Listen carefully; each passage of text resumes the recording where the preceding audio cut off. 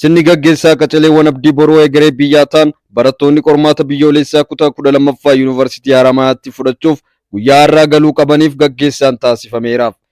Godina Harargee Bahaa Fadisitti gaggeessaan barattoota guyyaa har'aatti taasifameera.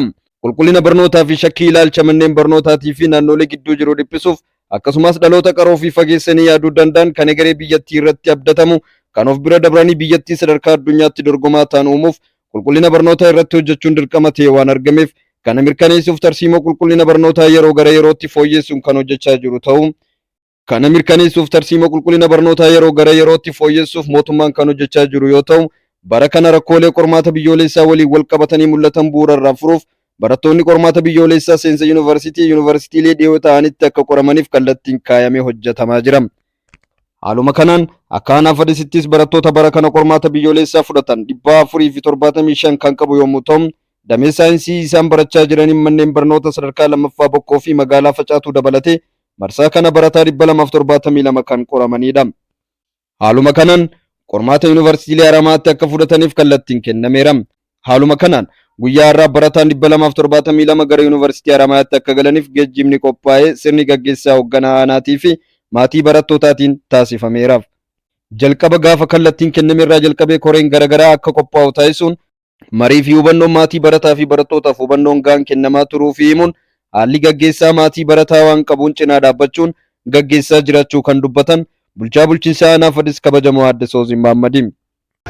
Barattoota kutaa 12 bara 2014 keessatti gaggeessuudhaaf haala qabatamaa nageenyaatiin boqonnaa qophii torbaan takkaa ol gaggeessaa kan ture ta'uu isaatii fi barattoota kana kaleessa irraa eegallee barataan tokkolleen sababa harcaatiitiin qorumsa kana irraa hafuun qabu kan ta'uun koree garaagaraatiin marii gaggeessuudhaan haala qabatamaa nageenyaatiin konkolaataa 14 qopheessuudhaan barataa akkaataa amma gartan kanaan barattoonni keenya hamilee addaatti godhuudhaan barataan keenya sodaachuu kan turre fi onnee guutuudhaan akkanii fi qorumsa gubbaarra akka hirmaatu akka taa'u taasisuu keessatti barataa 274 keessaa 272 guyyaa irraan tanaa gaggeessisnee akkasumatti yuunivarsiitii Haramaatti galchuu keenya sirriitti kaasuu barbaadeeti.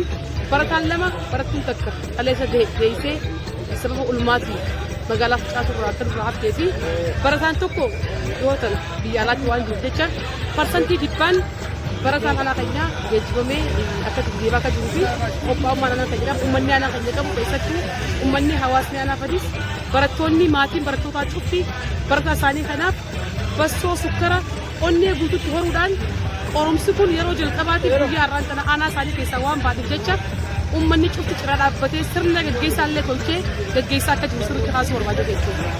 Barattoonni sodaa tokko malee boqonnaa qophii qormaata kanaaf taasisaa turan daran cimsuun qormaata hojjechuu akka qaban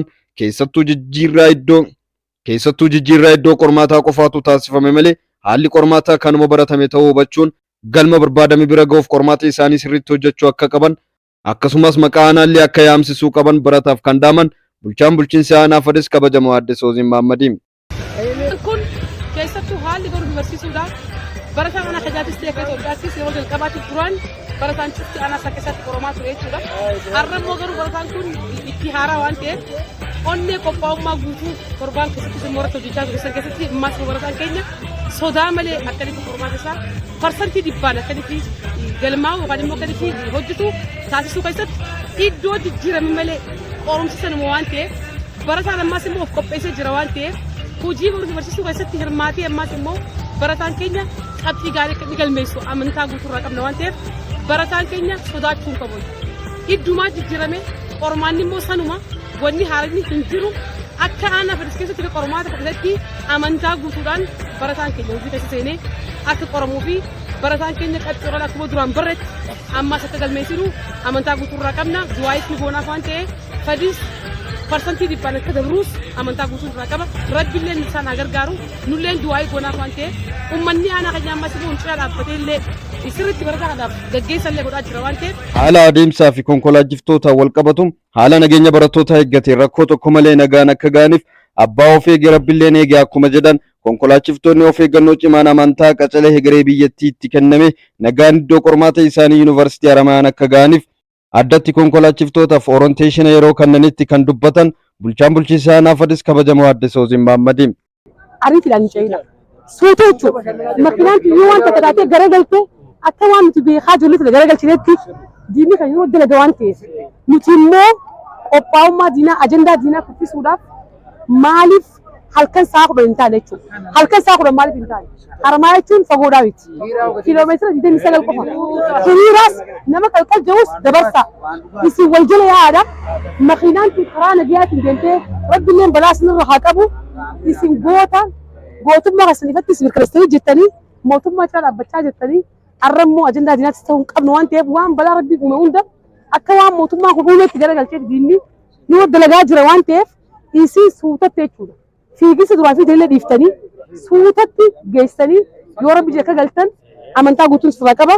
Osoo isin hin arkin, osoo isin hin dhaammatin akkamatti sigadin diskeetiin isin yaammadhe waan ta'eef suutatti maaliif sa'a 4 hin taane jechuudha. Karaa kana jechuudha. Asirraan hanga haramayaa sa'a 4 maaliif hin taane? Inni biraa raddaatiin wanni godhuu qabu ijoollee keessatti warra gubbaa kana jechuudha. Warra gubbaa kana sirriitti to'achuu qaba jechuudha. Ijoollee keessatti haa qabdi. Gubbaarra rarra'uu hin qabdu. Namni tokko sirraa kufuu hin qabu. Rabbi illee isin haa gargaaru. Isin immoo of eeggannoo addaa godhaa. Rabbi amanaa isin kan inni kadhate galmaan geessan amantaa guutuu sirraa qabna waan ta'eef rabbi nagaan isin geessi nagaan isin haa galchuu nagaan galachuu barbaadeeti. Sirna gaggeessaa kanaan hooggansi aanaa konkolaataa geejjiba qopheessaa turuun ni yaadatama. Qacaleewwan kanatti abdii horuu fi jajjabeessuuf hojjechaa turuun guyyaa har'aas rakkoo tokko akka isaan hin mudanneef koree garaagaraa kan isaan waliin deeman ramaduun nageenya isaaniif qaama nageenyaa paatrooliin ajjabamuun ofii fi sangaa adda iddoo baasoo jala deemanii gaggeessaniiru. Maatiin barataa fi hawaasni du'aa'ii barattoota kanaaf akka taasisan ergaa dabarsaa imala gaarii fi yeroo qormaata gaarii hawwaa fi injifannoon akka galaniif bira jiraatan biraa jiraatu jennam.